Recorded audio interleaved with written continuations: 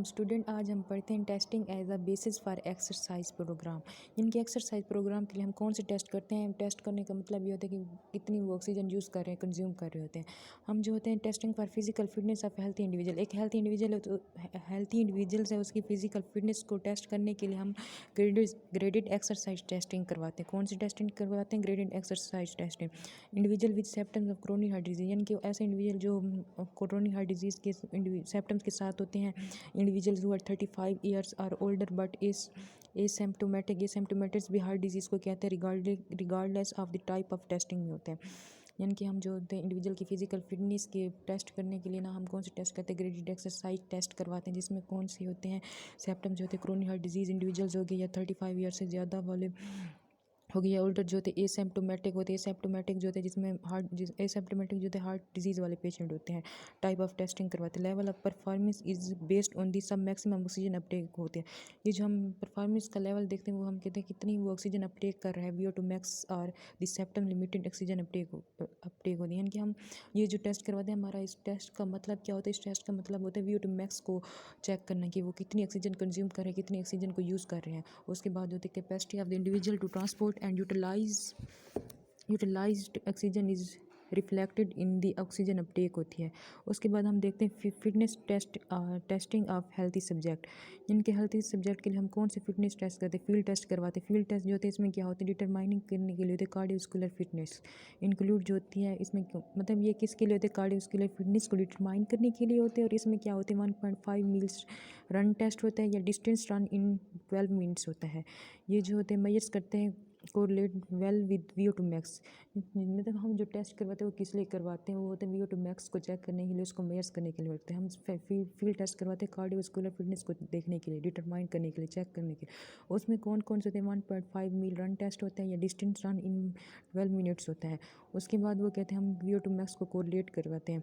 But they are use limited to young person or middle age individual who have been carefully screen and have been jogging और running for some time होते हैं। ये जो होते हैं carefully जो होते हैं ये जो लिमिटेड होते हैं यंग पर्सन में या मिडिल एज इंडिविजुअल जो होते हैं केयरफुली स्क्रीन कर सकते हैं, उनको मतलब कि केयरफुली स्क्रीन कर सकते हैं या वो जॉगिंग कर सकते हैं, रनिंग वगैरह कर सकते हैं। उसके बाद जो होते हैं अदर फील्ड टेस्ट। हमने फील्ड टेस्ट के बारे में पढ़ते हैं जो कार्डियोवास्कुलर फिटनेस के लिए हम डिटरमाइन करने के लिए यूज़ करते हैं, जिसमें 1.5 मील टेस्ट होता है या distance from run in 12 minutes होता है। उसके बाद जो होते हैं इसमें जो होते हैं VO2 मैक्स जो होते हैं कोरिलेट करते हैं मेजर्स करने में। उसके बाद वो बताते हैं यंग पर्सन में जो होते हैं वो middle age individuals who have been carefully screen and have been jogging और रनिंग फॉर सम टाइम होता है। उसके बाद जो होते हैं 1 फील्ड टेस्ट जो होते हैं वो इंक्लूड होते हैं 1 मील वॉक टेस्ट होता है। फील्ड टेस्ट पढ़ा, फिर हमने उसमें 1 मील वॉक टेस्ट आ गया और 60 मिनट वॉक टेस्ट हो गया। कौन सा test? 1 mile walk test, 60 minute walk test हो गया और एंड स्टेप टेस्ट हो गया, स्टेप टेस्ट हो गया। उसके बाद जो होते हैं ये टेस्ट जो होते हैं वो मोर सूटेबल होते हैं for individual who are not physical active. ऐसे इंडिविजुअल जो फिजिकल एक्टिव नहीं होते, जो कोई भी काम नहीं करते, टेस्ट उनके लिए होते हैं। कौन से टेस्ट होते हैं? 1 मील वॉक टेस्ट हो गया, 60 मिनट वॉक टेस्ट हो गया, स्टेप टेस्ट हो गया। ये उनके लिए होते हैं जो फिजिकल एक्टिव नहीं होते। उसके बाद मल्टी स्टेट टेस्टिंग करवाते हैं। मल्टी स्टेट टेस्टिंग जो होती है वो प्रोवाइड करते हैं direct measurement of VO2 max की, यानी कि वो VO2 मैक्स की डायरेक्ट मेजरमेंट बताता है। Samples of expired air testing is really completed in 4 to 6 treadmill stages में, मतलब ये कंप्लीट किया जाता है 4 to 6 ट्रेडमिल स्टेजेस में किया जाता है। उसके बाद जो होता है इलेक्ट्रोकार्डियोग्राफ जो होते हैं वो मॉनिटर्स करती है परफॉर्म ड्यूरिंग द टेस्टिंग के दौरान, मतलब वो परफॉर्म मॉनिटर करती है। यानी कि maximum oxygen uptake can be determined when the oxygen utilization plateaus despite increase in workload होती है। इसमें होती है हम एक्सरसाइज के दौरान उसकी ECG करवाते हैं, जिसकी वजह से मैक्सिमम ऑक्सीजन अपटेक्स हम उसका चेक करते हैं। इसमें हमने कौन से टेस्ट कर? फील्ड टेस्ट करवाया। फील्ड टेस्ट में होते हैं कार्डियोवास्कुलर फिटनेस के लिए होता है और 1.5 मील और the distance run in 12 minutes वाले इसमें टेस्ट होते हैं। उसके बाद जो होते हैं ये जो होते हैं लिमिटेड होते हैं उन पर्सनस के लिए जो यंग होते हैं या मिडिल एज होते हैं और वो जॉगिंग और रनिंग कर सकते हैं। उसके बाद जो होता है अदर टेस्ट जो होते हैं वो 1 मील वॉक टेस्ट और 6 मिनट वॉक टेस्ट होते हैं या स्टेप टेस्ट होती है जो फिजिकल एक्टिव में करवाए जाते हैं। उसके बाद मल्टी स्टेट टेस्टिंग करवाते हैं। मल्टी स्टेट टेस्टिंग में जो है direct measurement of VO2 max करवाते हैं, जिसमें डायरेक्ट मेजरमेंट होती है VO2 मैक्स होती है। ये कंप्लीटेड होता है 4 to 6 ट्रेडमिल स्टेजेस में। उसके बाद जो होते हैं हम इसमें टेस्ट करवाते हैं इसको इलेक्ट्रोकार्डियोग्राफी, यानी कि उसकी ECG करवाते हैं ताकि उसकी जो ऑक्सीजन की टेस्टिंग के दौरान जो होती है ऑक्सीजन मैक्सिमम ऑक्सीजन अपटेक करे तो उसको डिटरमाइन कर सके। उसके बाद जो होते हम उसके देखते हैं stress testing for convalescing individuals and individuals at risk, individual undergoing stress testing, जो मतलब हम इंडिविजुअल ऐसे इंडिविजुअल जिसको स्ट्रेस टेस्ट करते हैं वो होते हैं फिजिकल एग्जाम, पहले उसकी क्या करवाते हैं स्ट्रेस टेस्ट के लिए, उसकी हम फिजिकल एग्जामिनेशन करवाते हैं, फिजिकल एग्जामिनेशन के बाद हम उसकी ईसीजी करवाते हैं, ईसीजी में हम करवाते हैं कौन सी, रेस्ट में भी करवाते हैं, एक्सरसाइज भी कराते हैं और रिकवरी में भी कराते हैं। ईसीजी में क्या करवाते हैं, रेस्ट में भी करवाते हैं, एक्सरसाइज और रिकवरी में भी करवाते हैं। स्ट्रेस टेस्टिंग में हम क्या करवाते हैं, स्ट्रेस टेस्टिंग में हम फिजिकल एग्जामिनेशन करवाते हैं, ईसीजी को मॉनिटर करते हैं ड्यूरिंग एक्सरसाइज, ड्यूरिंग रेस्ट और ड्यूरिंग रिकवरी। उसके बाद हम इसके क्या करते हैं, प्रिंसिपल ऑफ स्ट्रेस टेस्ट। अब स्ट्रेस टेस्ट के प्रिंसिपल्स कौन से होते हैं, इसके प्रिंसिपल्स में होते हैं चेंजिंग इन दी वर्कलोड, यानी कि जो वर्कलोड होते हैं उसमें तब्दीलियाँ आती हैं, स्पीड एंड ग्रेड, जब स्पीड और ग्रेड में इजाफा होता है यानी कि इंक्रीज़ होती हैं तब उसमें तब्दीलियाँ होती हैं of the treadmill. Changing the workload at increase the speed and or grade of the treadmill or resistant on the bicycle tachometer. उसके बाद होते हैं initial workload that is low in terms of the individual anticipated aerobic threshold होते हैं। इसमें वो बताते हैं, इसके प्रिंसिपल्स में बताता है जो होते हैं हमारे पास चेंजिंग होते हैं वर्कलोड में, वो उसमें जो होते हैं स्पीड और ग्रेड जो होते हैं, ग्रेड ऑफ ट्रेडमिल की जो स्पीड और ग्रेड होते हैं उसमें इजाफा हो जाती है, इंक्रीज़ हो जाती है, उसका इनिशियल वर्कलोड जो होता है वो लो होना चाहिए यानी कम होना चाहिए। दो प्रिंसिपल हो गया। अब इसका हम नेक्स्ट प्रिंसिपल देखते हैं। इसमें वो बताते हैं, नेक्स्ट प्रिंसिपल में बताते हैं मेंटेनिंग, वो बताते हैं मेंटेनिंग वर्कलोड फॉर 1 मिनट या और लॉन्गर। वो कहते हैं 1 मिनट के लिए उसका जो वर्कलोड होता है उसको मेंटेन करो। उसके बाद वो बताते हैं terminating the test is the onset of symptoms or a defence of normality of the ECG. उसके बाद वो बताते हैं जो होते हैं टेस्ट होते हैं उसको टर्मिनेट कर दिया जाता है सिम्टम्स की बिना पर, या ईसीजी में जब एबनॉर्मलिटी आती है तो टेस्टिंग को जो होते हैं वो स्टॉप कर दे, टर्मिनेट कर दे। उसके बाद होते हैं अवेलेबल उसकी VO2 इंडिविजुअल्स की जो होती है VO2 होती है उसको मेजर करनी चाहिए। उसके हम प्रिंसिपल में एक बार दोबारा से हम रीड करते हैं। इसमें प्रिंसिपल में क्या होता है, प्रिंसिपल में वो बताते हैं वर्कलोड में तब्दीली आती है जब ट्रेडमिल की स्पीड और ग्रेड में इजाफा होता है। उसके बाद जो है इनिशियल वर्कलोड जो होता है वो लो होता है। उसके बाद जो होता है वो बताता है जो वर्कलोड होता है उसको मेंटेन किया जाए 1 मिनट या लॉन्गर। उसके बाद वो बताता है termination the test of the onset symptom, जो होते हैं जो टेस्ट होते हैं उसको हम टर्मिनेट कब ख़त्म करें, जब वो सिम्टम्स पे देखें उसकी, और जब उसकी ईसीजी में नॉर्मलिटी होती है। उसके बाद जो होते हैं उसकी VO2 जो होती है इंडिविजुअल की VO2 मैक्स जो होती है उसको हम मेयरिंग करें। उसके बाद पर्पस ऑफ स्ट्रेस टेस्टिंग, कि स्ट्रेस टेस्टिंग की क्या पर्पस है, हम क्यों करवाते हैं, इसका वो होता है हम हार्ट डिजीज़ को डायग्नोस करवाने में भी मदद करता है। उसके बाद जो होते हैं ये कार्डियोवास्कुलर फंक्शनल कैपेसिटी को एवेल्यूएट करने के लिए हमारी मदद करवाता है। उसके बाद जो होते हैं फिजिकल वर्क कैपेसिटी को डिटरमाइंस करने के लिए हमारी मदद करता है। उसके बाद जो होते हैं ये जो हम पर्पस ऑफ स्ट्रेस टेस्टिंग है, इसके पर्पस जो होते हैं क्या कर पर्पस होते हैं, जो होते हैं जो हार्ट डिजीज़ होते हैं उसको हमें डायग्नोस करने में मदद मिलती है, कार्डियोवास्कुलर फंक्शनल कैपेसिटी है वो लेट होती है। उसके बाद जो होती है फिजिकल वर्क कैपेसिटी जो होती है वो क्या होती है डिटरमाइंड होती है। उसके बाद जो होता है evaluate response to exercise training and preventive program होते हैं। उसके बाद जो होते हैं selection and evolution of modes of treatment, यानी कि जब हम ये टेस्ट करवाते हैं तो हमें ट्रीटमेंट करने में भी बहुत ही मतलब फ़ायदा मतलब बहुत ही बेनिफिट होता है कि हमें पता चल जाता है कि कौन सी बीमारी है उसका हम इजीली उसका हम इलाज कर सकते हैं। उसके बाद जो होती है इंक्रीज इंडिविजुअल मोटिवेशन, जो होती है इंडिविजुअल्स को जो मोटिवेशन भी इंक्रीज हो जाती है एक्सरसाइज प्रोग्राम में।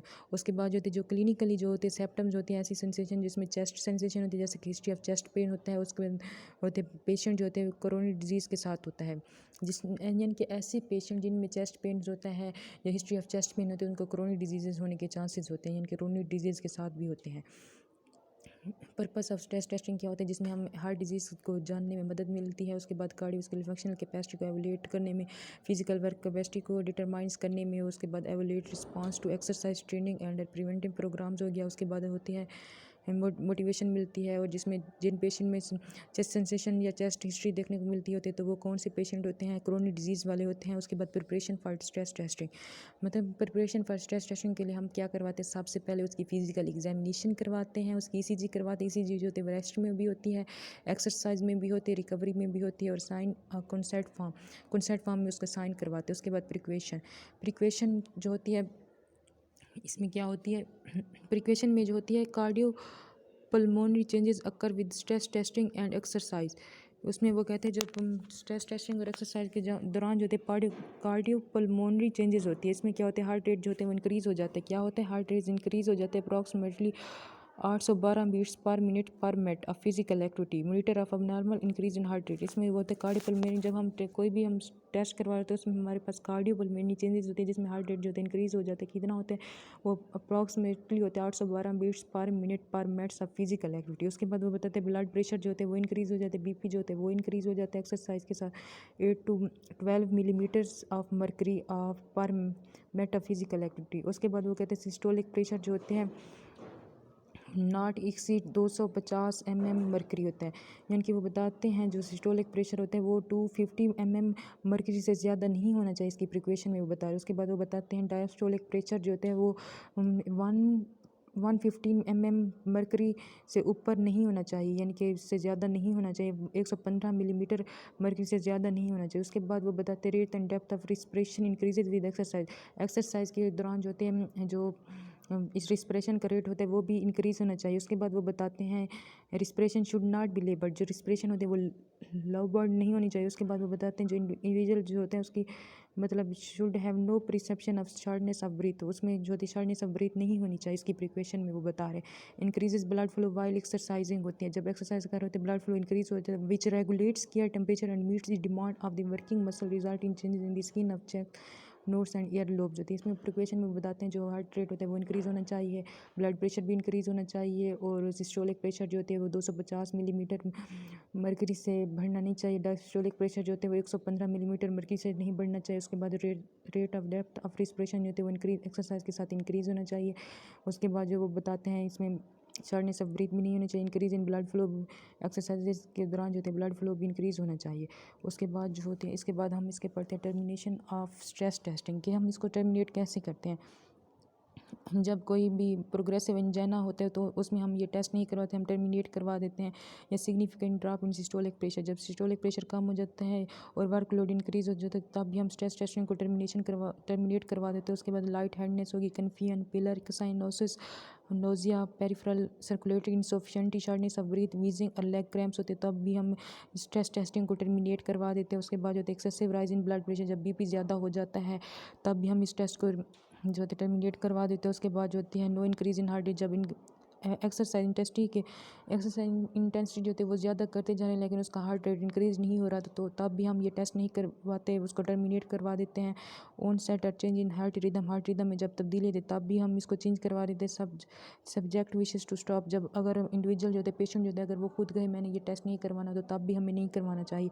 Observe the reported symptom of severe fatigue, अगर उसमें कोई फटीग देखने को मिले तब भी हमें ये टेस्ट रोक देने चाहिए। कब हमें इस स्ट्रेस टेस्टिंग को रोकना चाहिए, जब हम एंजाइना वाला पेशेंट हो या सिस्टोलिक प्रेशर जो तो उसका कम हो जाता है, वर्कलोड इंक्रीज हो जाता है, या उसके पेशेंट में कन्फ्यूजन होती है, pallor cyanosis, nausea, peripheral circulatory insufficient होती है, उसकी शार्टनेस ऑफ ब्रीथ होती है, वीजिंग और लेग क्रैम्प्स, तब ये टेस्ट नहीं करवाना चाहिए। जब उसका बीपी यानी ब्लड प्रेशर ज़्यादा बढ़ जाता है तब ये टेस्ट नहीं करवाना चाहिए। जब जो है उसका हार्ट रेट जो होता है वो इंक्रीज़ नहीं होता लेकिन एक्सरसाइज की इंटेंसिटी हम बढ़ाते जा रहे हैं उसका हार्ट रेट इंक्रीज़ नहीं होता तब भी ये टेस्ट नहीं करवाना चाहिए।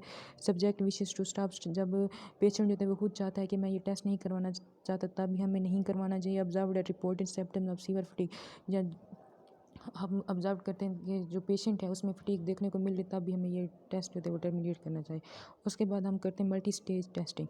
मल्टी स्टेज टेस्टिंग जो होती है ये क्या होता है 4 to 6 till last approximately 1 to 6 minutes test होते हैं जिसमें डिफरेंट्स होते हैं। Protocol involve the number of stages, magnitude of exercise intensity, equipment used bicycle treadmill होते हैं। इसमें वो बताते हैं ये जो टेस्ट होते हैं 4 to 6 last approximately 1 to 6 minute तक रहते हैं। इसमें वो बताते हैं डिफरेंस होते हैं प्रोटोकॉल में, कौन से protocol, number of stages, magnitude of exercise में, इंटेंसिटी ऑफ एक्सरसाइज होगी, या यूज्ड जो हम इक्विपमेंट यूज़ करते हैं जिसमें क्या होती है बाईसाइकिल ट्रेडमिल होगी, और जो होगी duration of stages of and points हो गया, position of the body, muscle group, exercise and type of effort होगी। प्रोटोकॉल जो होते हैं वो डिवेल्प्ड होते हैं for multi stage testing. The most popular treadmill protocol जो थे ब्रोस प्रोटोकॉल होते हैं। कौन से थे? ब्रोस प्रोटोकॉल, जिसमें क्या होता है ट्रेडमिल जो होते हैं speed and grade are change every 3 minutes, यानी कि हर 3 मिनट्स में ट्रेडमिल की स्पीड और ग्रेड जो होते हैं वो तब्दील हो रहे होते हैं। Speed increase from 1.7 MPH up to 5 MPH होती है। उसके बाद होता है initial grade of 10% increases up to 18% during the 5 stages होती है। इसमें हमने पढ़ लिया, ये हमने क्या पढ़े मल्टी स्टेज टेस्ट पढ़े। उसके बाद हम नेक्स्ट टॉपिक पढ़ेंगे नेक्स्ट लेक्चर में determination of an exercise program. Thank you so much.